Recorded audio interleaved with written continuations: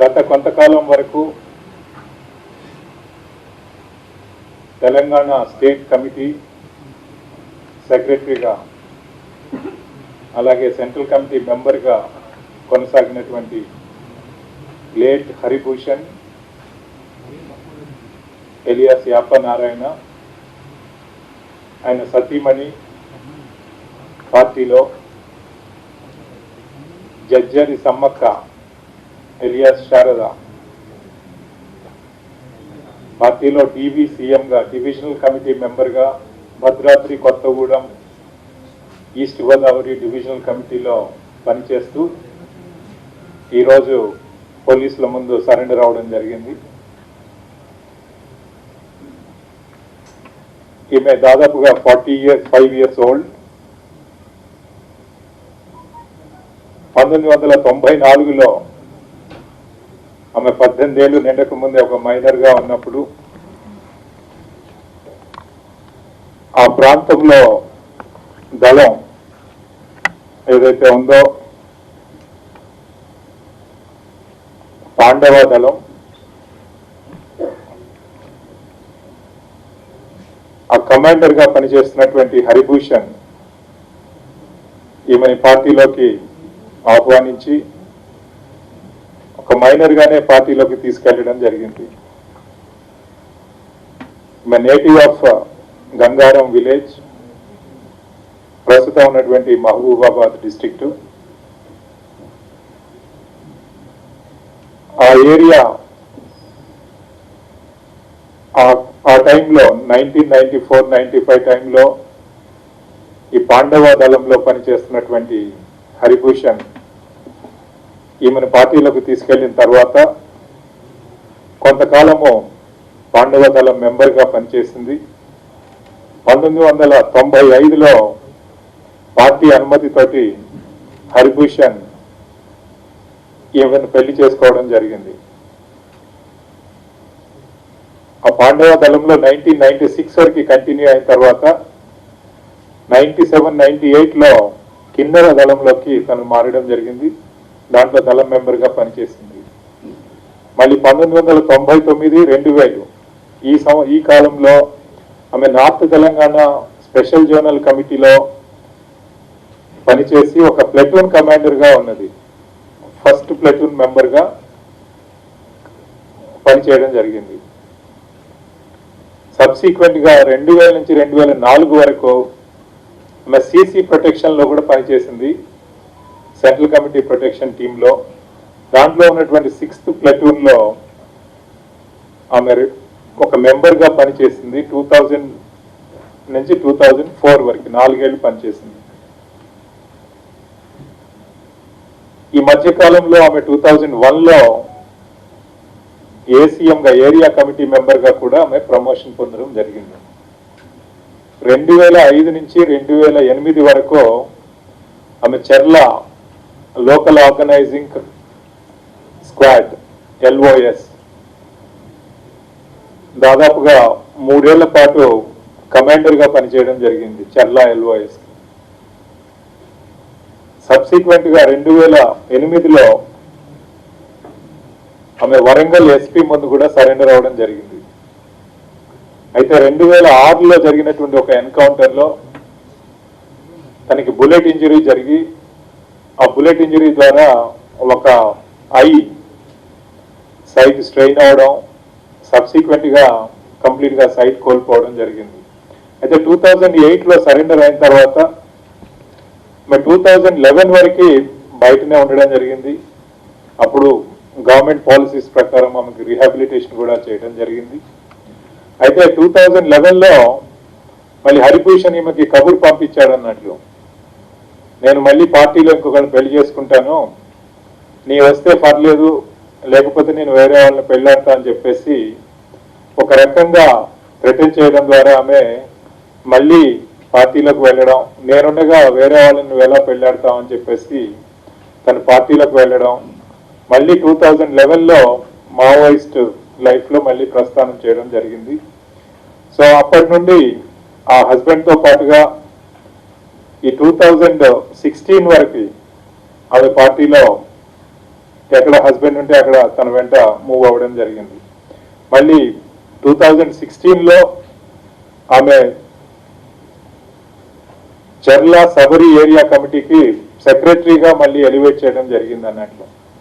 మొదట్లో సెక్రటరీగా పనిచేసినప్పటికీ కూడా సరెండర్ అయిన తర్వాత మళ్ళీ ఆమెను డిమోట్ చేయడం, మళ్ళీ పార్టీలో రీఎంటర్ అయినప్పుడు కొంతకాలం అబ్జర్వేషన్లో ఉంచి మళ్ళీ 2016లో ఆమెకి ప్రమోషన్ ఇచ్చి secretary Charla Sabari area committee మెంబర్గా అపాయింట్ చేయడం జరిగింది.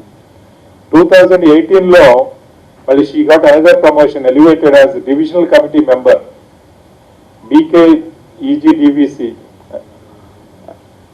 Bhadradri Kothagudem East Godavari divisional committee మెంబర్గా తను ఎలివేట్ అయింది.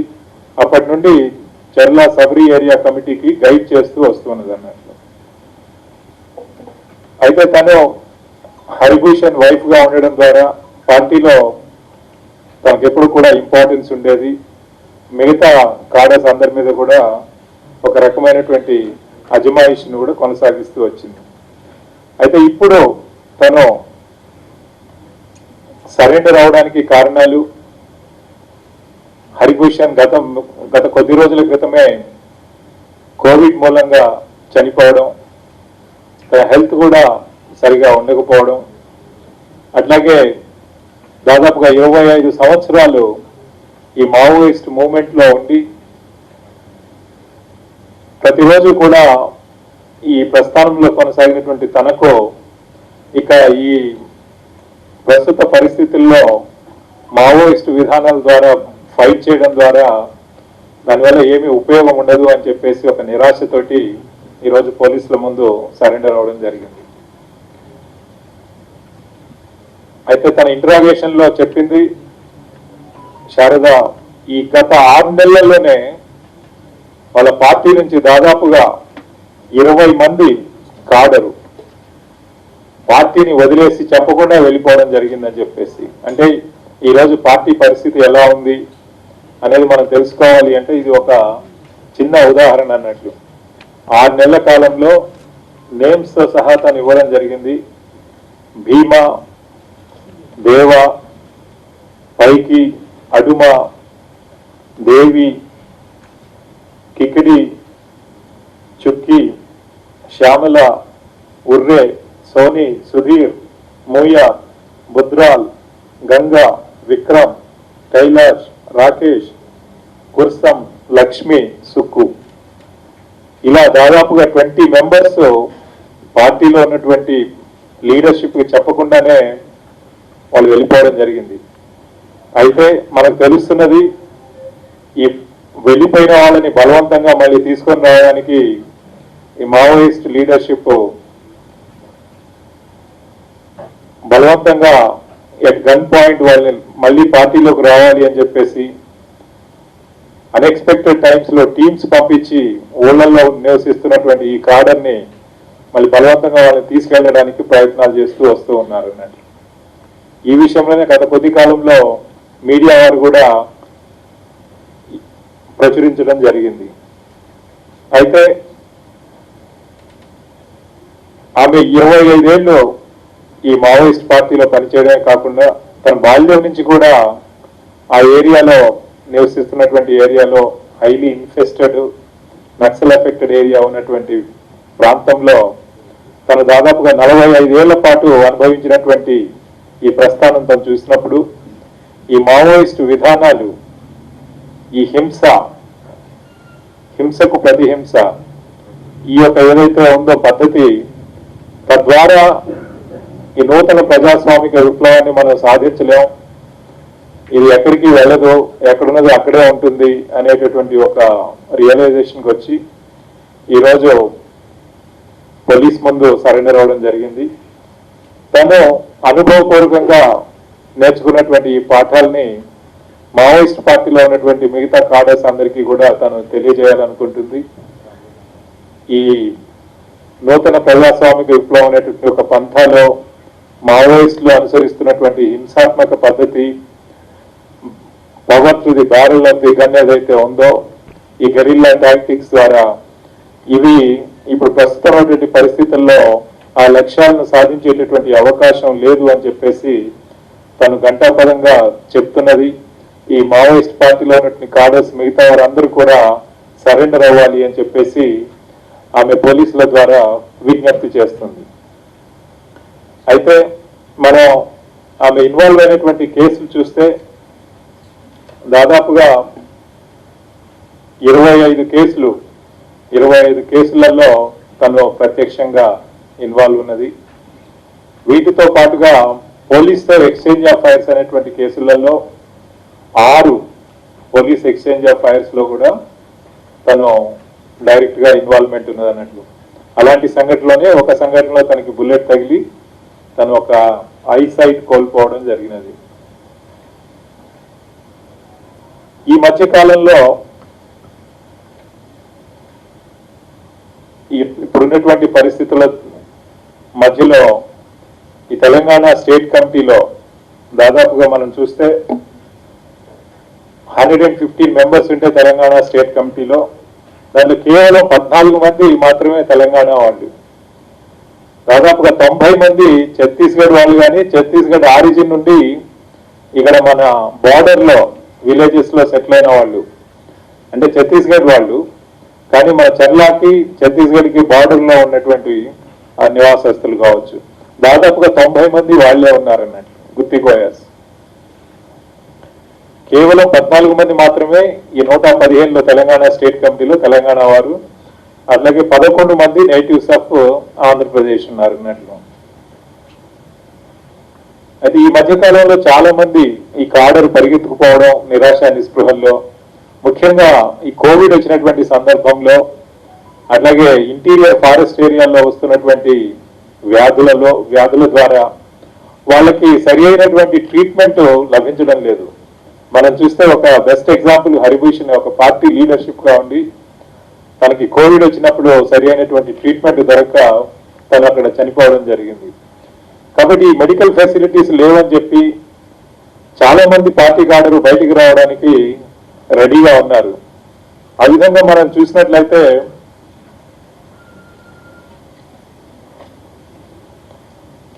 ఈ ఆజాద్ కానీ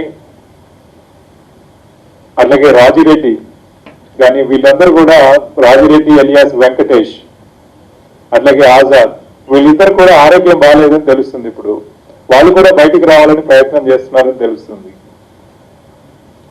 ఇలాంటి వాళ్ళు రాకుండా ఈ మావోయిస్ట్ లీడర్షిప్ కొంతమంది సాయుధ దళాలని పంపించి వాళ్ళని థ్రెటన్ చేసి బలవంతంగా ఆర్గనైజేషన్ లో ఉంచుతున్నారు. అయితే తెలంగాణ పోలీస్ నుంచి మేము వాళ్ళకి రిక్వెస్ట్ చేసేది, అప్పీల్ చేసేది ఏంటంటే, వాళ్ళు ఎంతో కాలం నుంచి ఈ సాయుధ పోరాటంలో పార్టిసిపేట్ చేస్తున్నారు, అనుభవపూర్వకంగా తెలుసుకున్నారు వాళ్ళు సాధించగలిగింది ఏమీ లేదని చెప్పి. కాబట్టి ఎంత తొందరగా వీలైతే అంత తొందరగా మీరు సరెండర్ అవ్వండి, జనజీవన శ్రవంతిలో కలవండి, మంచి మెడికల్ ఫెసిలిటీస్ అవన్నీ కూడా గవర్నమెంట్ నుంచి పొందండి, అట్లాగే గవర్నమెంట్ ప్రొవైడ్ చేసేటటువంటి ఈ రీహాబిలిటేషన్ ప్యాకేజీని కూడా మీరు పొందాలి అని చెప్పేసి మీ అందరికీ కూడా నేను మనవి చేస్తున్నాను. ఎందుకంటే ఇంకా మీరు లోపల ఉన్నప్పుడు ఈ ఎన్కౌంటర్స్ లో పోలీస్తో ఎక్స్చేంజ్ ఆఫ్ ఫైర్స్ అవడం, దాని ద్వారా చనిపోవచ్చు, లేదా మెడికల్ రీజన్స్ వల్ల సరి అయినటువంటి మెడిసిన్స్ దొరకకపోవడం వల్ల చనిపోయి ఉండొచ్చు. బట్ ఏది ఏమైనప్పటికీ కూడా సరెండర్ అవ్వండి, జనజీవన శ్రవంతిలో కలవండి. ఈ ఫ్యూటైల్ విధానం ఏదైతే ఉందో దాదాపుగా 40 ఏళ్ల నుంచి 45 ఏళ్ల నుంచి జరుగుతున్నటువంటి ఈ నూతన ప్రజాస్వామిక విప్లవం కొరకు ఈ బ్యారల్ ఆఫ్ ది గన్ పంథాలో వెళుతున్నటువంటి ఈ మార్గం ఎలాంటి రిజల్ట్స్ ఇవ్వట్లేదు అనేది మీరు నిశ్చితంగా ఆలోచించండి. బయటకు వచ్చి మీ ఫ్యామిలీ, పిల్లలు, బంధువులు, రిలేషన్స్ అందరి మధ్యలో ఉండండి, స్వేచ్ఛా జీవితాన్ని గడపవలసిందిగా అందరినీ కూడా నేను కోరుతున్నాను. అయితే ఇప్పుడు ఈ శారద సరెండర్ అయినటువంటి సందర్భంలో ఆమెకి 5 లక్షల డీడీ కూడా, డిమాండ్ డ్రాఫ్ట్ కూడా ఇవ్వడం జరుగుతున్నది. ఆమె మీద ఉన్నటువంటి రివార్డ్ అమౌంట్ ఏదైతే ఉందో, అట్లాగే ఇమ్మీడియట్ గా ఎక్స్పెన్సెస్ కొరకు ఒక 5,000 రూపాయలు కూడా తనకి అందజేయడం జరుగుతున్నది. ఈమె సరెండర్ అయింది కాబట్టి మనం ప్రభుత్వ పాలసీకి అనుగుణంగా ప్రభుత్వం నుండి ఏమేమి చేయాలో అవన్నీ కూడా చేసి తను జనజీవన శ్రవంతిలో కలిసి సుఖంగా ఉండేటట్లుగా, ప్రశాంతంగా ఉండేటట్లుగా, నిర్భయంగా జీవించేటట్లుగా ప్రభుత్వం, పోలీస్ వ్యవస్థ కూడా తగినటువంటి చర్యలు తీసుకోవడం జరుగుతుంది.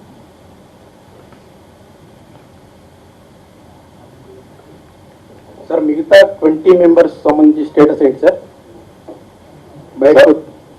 వాళ్ళందరూ కూడా వాళ్ళ వాళ్ళ గ్రామాల్లో ఉంటున్నారు. వాళ్ళంతా మోస్ట్లీ ఛత్తీస్గఢ్కి సంబంధించిన వాళ్ళు. నేను ఇప్పుడే చెప్పినట్లుగా 115లో 90 మెంబర్స్ వాళ్ళే ఉన్నారు ఛత్తీస్గఢ్ వాళ్ళు మన స్టేట్ కమిటీలో. సో వీళ్ళంతా వాళ్ళ వాళ్ళ గ్రామాలతో ఉంటారన్నట్లు. అయితే మళ్ళీ వీళ్ళు సాయుధ దళాలను పంపించేసి నైట్ టైం బలవంతంగా వాళ్ళని లాక్కొని రావడానికి ట్రై చేస్తూ ఉన్నారు. బట్ అది ప్రజలందరూ కూడా గ్రహించాలి. దీంట్లో పనిచేసి బయటికి వచ్చినటువంటి పారిపోయినటువంటి ఈ పార్టీ మెంబర్స్, దళ మెంబర్స్ ఎవరైతే ఉన్నారో వాళ్ళందరూ కూడా గ్రహించి మళ్ళీ ఈ విషవలయంలోకి, వైలెన్స్ అనేటటువంటి విష చక్రంలోకి వెళ్ళకూడదని చెప్పేసి వాళ్ళందరికీ మనవి చేస్తున్నాను. లేదండి, చాలా కాలం పనిచేసిన వాళ్ళు కూడా ఉన్నారు. ఈ మధ్య కాలంలో ముఖ్యంగా మావోయిస్ట్ పార్టీ చాలా విపత్కరమైనటువంటి పరిస్థితుల్లో ఉంది. ఎందుకంటే ఈ సివియర్ కోవిడ్ పరిస్థితులు రావడం, అక్కడ మెడికేషన్ లేకపోవడం. ఎందుకంటే కోవిడ్ అనేది మొత్తం ప్రపంచాన్ని జనవాళ్ళనే ఒక క్రైసిస్ లోకి నెట్టింది కాబట్టి వీళ్ళకి ఎక్కడా కూడా మెడికల్ సదుపాయాలు లేనటువంటి పరిస్థితుల్లో వాళ్ళు ఉండాల్సి వస్తుంది. కాబట్టి ఆ ఫారెస్ట్ ఏరియాల్లో వాళ్ళందరూ కూడా బయటికి రావడానికి రెడీ ఉన్నారు. అది ఇప్పుడు ప్రస్తుతం ఉన్నటువంటి మావోయిస్ట్ పార్టీ ఆ స్థితిగతులు అన్నట్లు.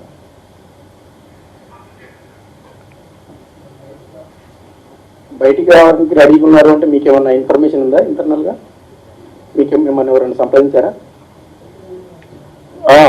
1-2 కార్డర్స్ వాళ్ళు వస్తామని చెప్పేసి సమాచారం పంపారు.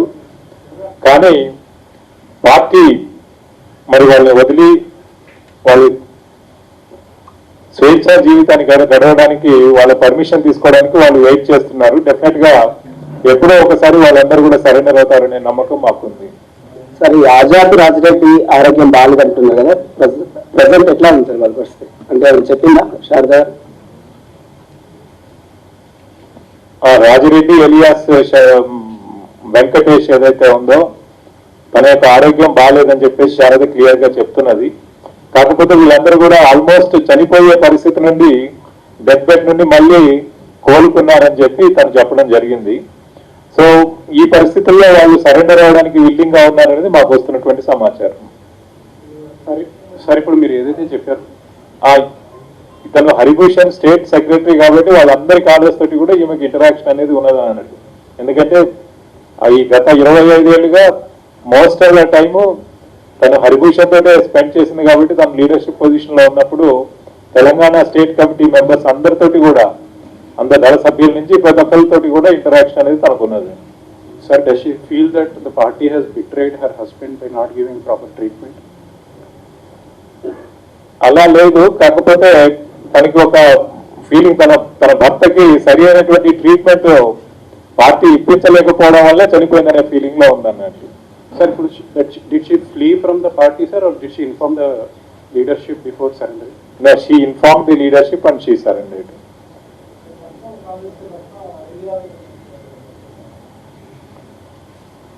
అంటే తను హస్బెండ్ చనిపోవడం ఒక ఇమ్మీడియట్ రీజన్ అయినప్పటికీ కూడా తను ఇంటరాగేషన్ లో చెప్తున్న విషయం అయితే, ఇన్నేళ్లు చేశాను కానీ నేను ఏమి సాధిస్తాననే ఒక నమ్మకం అయితే నాకు లేదు, నేను నిరాశ నిస్పృహలతో బయటకు వస్తున్నాననే విషయాన్ని తను చెప్తుంది అన్నట్లు. సరే, కరోనా తోటి కూడా చాలా మంది మావోయిస్టులు చనిపోయారని గతంలో రూమర్స్ వచ్చాయి. మరి శారదా మీ విచారంలో ఎవరెవరు చనిపోయారు? హరిభూషణ్ ఒక్కడైనా ఇంకెవరైనా చనిపోయినట్టు ఏమన్నా చెప్పిందా? అయితే పార్టీలో దాదాపుగా ఒక 10 మంది దాకా ఈ కరోనా వైరస్ ద్వారా చనిపోయారనేది తెలుస్తున్నది. కాకపోతే మీరు అప్పుడు చూసుంటారు, హరిభూషణ్ చనిపోయినప్పుడు కూడా కరోనా వైరస్ ద్వారా పార్టీ దాన్ని కప్పిపుచ్చడానికి ప్రయత్నం చేసింది అన్నట్లు. ఎందుకంటే కరోనా వైరస్ ద్వారా, కోవిడ్ ద్వారా కారణంతో చనిపోతున్నారని బయటకు వస్తే అందరూ పారిపోతారని చెప్పేసి వాళ్ళల్లో ఒక ఆందోళనతోటి దీన్ని రెడ్ కార్పెట్ కింద పెట్టడం జరిగింది అన్నట్టు, అంటే నిజాన్ని కప్పిపుచ్చడానికి ప్రయత్నం చేయడం జరిగింది. కాకపోతే మీడియా వారు మీరు ప్రొయాక్టివ్ గా ఆ విషయాన్ని ముందుగానే బయటికి తీసుకొచ్చే లోపల ఇక పార్టీ అప్పుడు గత్యంతరం లేని పరిస్థితుల్లో హరిభూషణ్ ఈ కోవిడ్ తో చనిపోయాడని చెప్పేసి వాళ్ళు అడ్మిట్ చేశారు. సో అదే విధంగా ఇంకా దాదాపుగా 9-10 మంది చనిపోయినట్లు మాకు సమాచారం ఉన్నది. కాకపోతే తను ఆ విషయంలో తనకేం తెలియదు అన్నట్లుగా తను చెప్తూ ఉన్నది. సెక్రటరీ ఎవరున్నారు సార్ తెలంగాణకి? లాస్ట్ టైం దామోదర్ ఇన్ఛార్జ్ అన్నారు, ఇప్పుడు ఎవరైనా ఫుల్ టైం? ఇప్పటివరకు ఇంకా ఎవరిని అపాయింట్ చేయలేదు. దామోదర్ ఇంకా he continues to be in charge, వేరే Chandranna is supervising the entire organisational activities for Telangana state committee. Chandranna sir, తెలంగాణలో మూమెంట్ అంటే పోలీసులు ఎక్కువ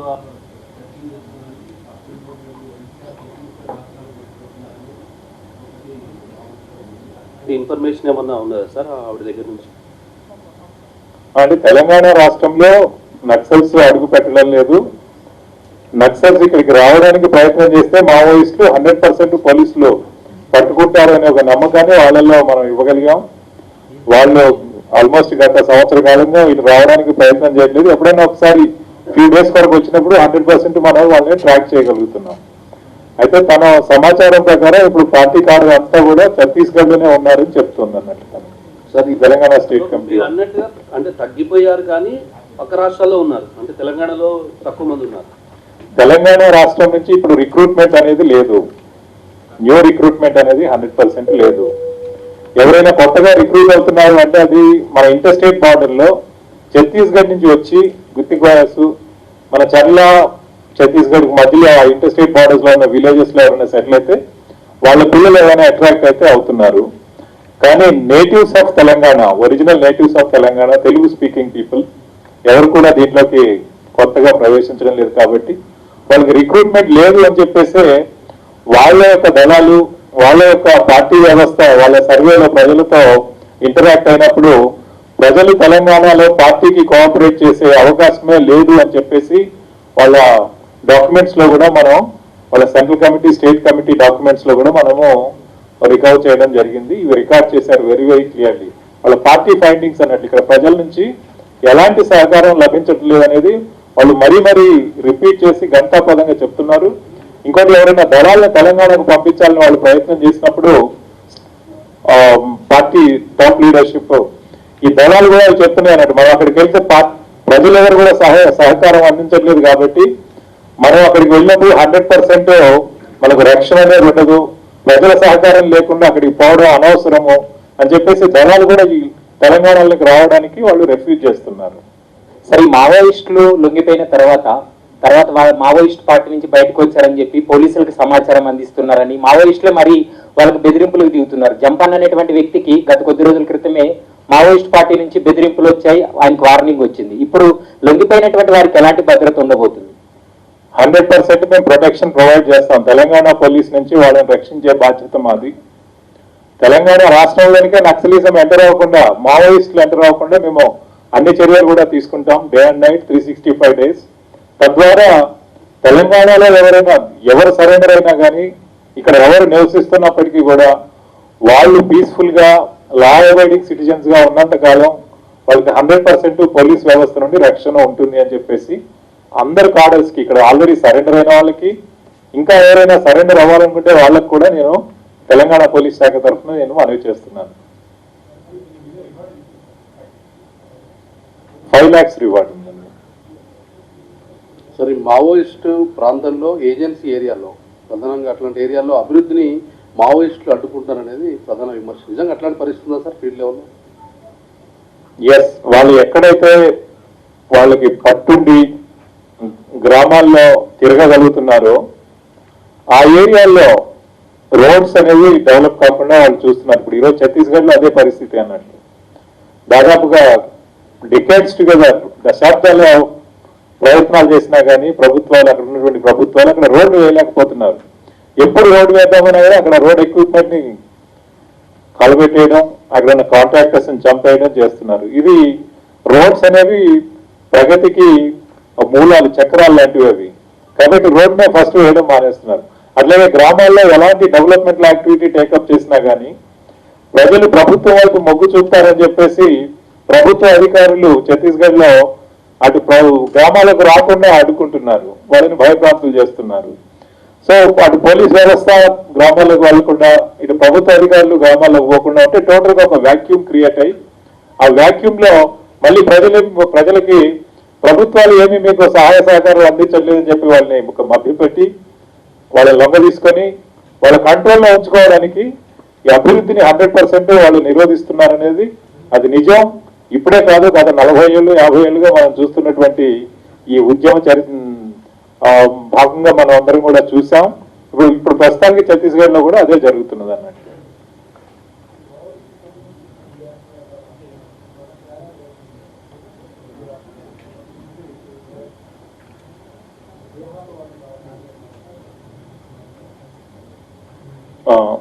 అయితే ఇప్పుడు మనకి మళ్ళీ మీరు ప్రశ్న రిపీట్ చేస్తే అందరికి తెలుస్తుంది, చెప్పండి మళ్ళీ.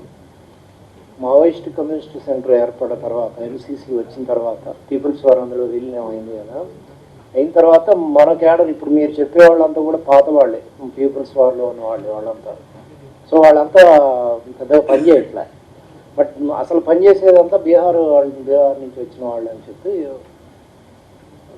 ఇంటెలిజెన్స్ రిపోర్ట్స్ ఏపీలో కానీ అక్కడ ఉన్నాయి. అంటే మావోయిస్ట్ సెంట్రల్ కమిటీ లీడర్షిప్ మనం చూసినట్లయితే ఈరోజు 25 మెంబర్స్ ఉన్నారు సెంట్రల్ కమిటీలో. ఈ 25 మెంబర్స్ లో మనకి 11 మెంబర్స్ తెలంగాణ నుంచి ఉన్నారు, 3 ఆంధ్రప్రదేశ్ నుంచి ఉన్నారు. అంటే 14 మంది తెలుగు స్పీకింగ్ పీపుల్, ఇంకొక 11 మంది మాత్రం మిగతా రాష్ట్రాల నుంచి ఉన్న వాళ్ళు ఉన్నారు.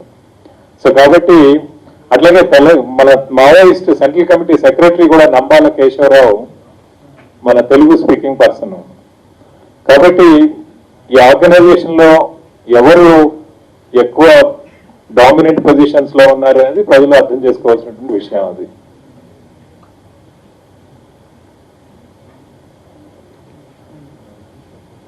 Okay, thank you. Sir AP నుంచి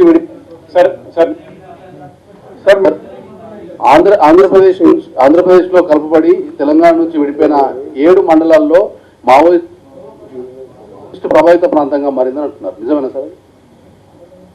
సారీ, మన తెలంగాణ నుంచి విడిపోయి ఆ ఏపీలో కలుపుకుంటున్న 7 మండలాల్లో మావోయిస్ట్ ప్రభావిత ప్రాంతాలుగా మారినాయని అంటున్నారు.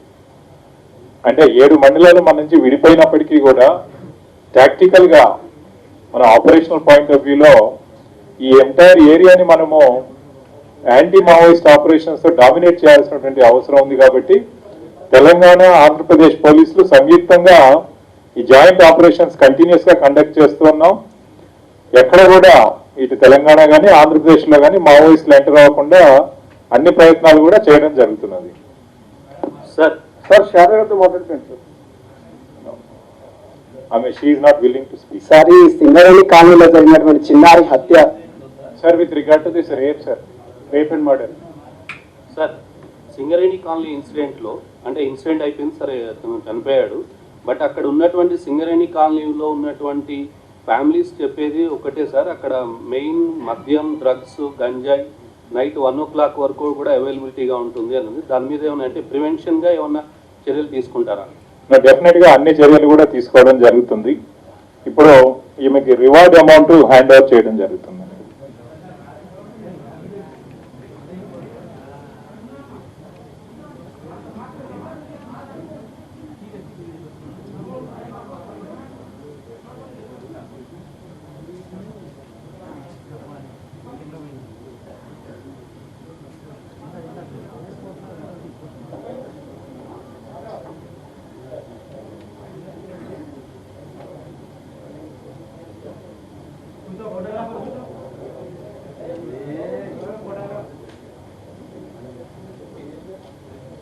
సార్ వీళ్ళకి ఏమైనా పిల్లలు ఉన్నారా?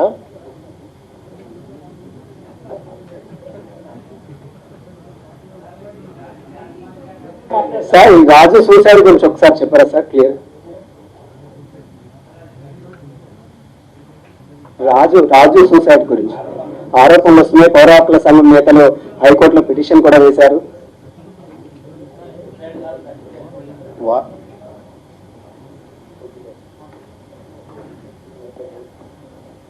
రాజు సూసైడ్ విషయంలో కొన్ని విషయాలు ప్రజల దృష్టికి తీసుకురావాల్సినటువంటి అవసరం ఉంది. దీంట్లో ఎలాంటి అనుమానాలకి తావులేదు. ఎందుకంటే నిన్న మార్నింగ్ 9:05 కోనార్క్ ఎక్స్ప్రెస్ హైదరాబాద్ వస్తున్నటువంటి సందర్భంలో ఆ లోకో పైలట్స్ ఇద్దరు డ్రైవర్స్, రైల్వేస్కు సంబంధించిన వాళ్ళు. ఆ పైలట్స్ ఇద్దరు కూడా ఆ ముందు ఇంజన్లో ఉండి వాళ్ళు డ్రైవ్ చేస్తున్నటువంటి సందర్భంలో ఈ మనిషి వచ్చి అక్కడ పడ్డటువంటి విషయాన్ని వాళ్ళు కళ్ళారా చూశారు. దీనికి ఐ విట్నెస్లు ఉన్నారు. అదేవిధంగా వాళ్ళు ఇమ్మీడియట్గా ఆ నెక్స్ట్ రైల్వే స్టేషన్కి వచ్చి స్టేషన్ గన్పూర్కి, ఆ స్టేషన్ గన్పూర్ రైల్వే స్టేషన్లో ఆ స్టేషన్ మాస్టర్కి ఈ విషయాన్ని వెంటనే ఇన్ఫార్మ్ చేయడం కూడా జరిగింది. మళ్ళీ హైదరాబాద్కి వచ్చిన తర్వాత వాళ్ళ ఇన్ఫర్మేషన్ సిస్టంలో దాన్ని అధికారికంగా వాళ్ళు దాన్ని ఎంటర్ చేసి వాళ్ళ ఉన్నతాధికారులకు కూడా వాళ్ళు ఇన్ఫర్మేషన్ ఇవ్వడం జరిగింది. వీళ్ళిద్దరితో పాటుగా అక్కడ పనిచేస్తున్నటువంటి రైతులు ఎవరైతే ఉన్నారో సరౌండింగ్స్ లో ఉన్నటువంటి రైతులు, వాళ్ళు పొలాల్లో పనిచేసే వాళ్ళు కళ్ళారా చూశారన్నట్లు. ఉదయం ఒక గ్యాంగ్ మెన్ కూడా ఎర్లీ అవర్స్ లో తను వృత్తిరీత్యా మార్నింగ్ 6:30కి ఆ ట్రాక్ వెంట వెళుతూ ఉంటే ఇతను సస్పిషియస్ సర్కమ్స్టాన్సెస్ లో అక్కడ కనిపించడం జరిగింది. ఇక్కడ ఉన్నావు ఎందుకు అని చెప్పేసి ఆ బ్రిడ్జ్ దగ్గర ఇక్కడ ఎందుకు ఉన్నావు అని అడిగితే అతను సడన్ గా ఆ పక్కనటువంటి బుషెస్ లోకి పరిగెత్తడం జరిగింది. అంటే గ్యాంగ్ మెన్ ఈ సెకండ్ అనేది రైల్వే ఎంప్లాయీ 6:30కి వెళ్ళాడు, తన డ్యూటీ రీత్యా ముందుకు వెళ్ళిపోయాడు. మళ్ళీ ఈ ఇన్సిడెంట్ జరిగే టైంకి మళ్ళీ అతను ట్రాక్ అంతా కూడా చెక్ చేసుకొని మళ్ళీ కంప్లీట్ చేసుకొని వాపస్ వస్తున్న టైంకి తనకు తెలిసింది ఇక్కడ తిన్ను ట్రైన్ కింద పడి చనిపోవడం జరిగింది అని చెప్పేసి. ఈ విధంగా అక్కడ ఉన్నటువంటి 2-3 రైతులు, ఒక రైల్వే గ్యాంగ్ మెన్, అట్లాగే 2 ట్రైన్ డ్రైవర్స్, వీళ్ళందరూ కూడా ప్రత్యక్ష సాక్షులు. వీళ్ళు నిన్ననే వాళ్ళ స్టేట్మెంట్స్ కూడా ఇవ్వడం జరిగింది. వాళ్ళ స్టేట్మెంట్స్ మనం వీడియో రికార్డు కూడా చేయడం జరిగింది. ఈ 7 విట్నెసెస్ స్టేట్మెంట్స్ మనం వీడియో రికార్డు కూడా చేయడం జరిగింది. మనకి ఇంతకంటే ఇంకా ఎవిడెన్స్ అవసరం లేదు. దీంట్లో ఎలాంటి అబద్ధం చెప్పాల్సినటువంటి అవసరం ఎవరికి ఉండదు. ఇంకొకటి, ఊరికే ప్రజలలో ఇదేదో జరిగింది అని చెప్పేసి అనుమానాలకు తావిచ్చే విధంగా ఎలిగేషన్స్ చేయడం కూడా కరెక్ట్ కాదు. ఎవరైనా ఏదైనా మాట్లాడే ముందు 100% ఎవిడెన్స్ ఉంటే ఎవిడెన్స్ ఆధారితంగా మాట్లాడాల్సిన అవసరం ఉంది. దీనికి సంబంధించినంత వరకు నేను ప్రజలకు చెప్పేది, 7 డైరెక్ట్ ఐ విట్నెసెస్ అతన్ని కళ్ళారా చూసిన వాళ్ళు ఆ టైంలో ఉన్నారు కాబట్టి ఇది 100% సూసైడే. దాంట్లో ఎలాంటి డౌట్ అనేది లేదు. Thank you.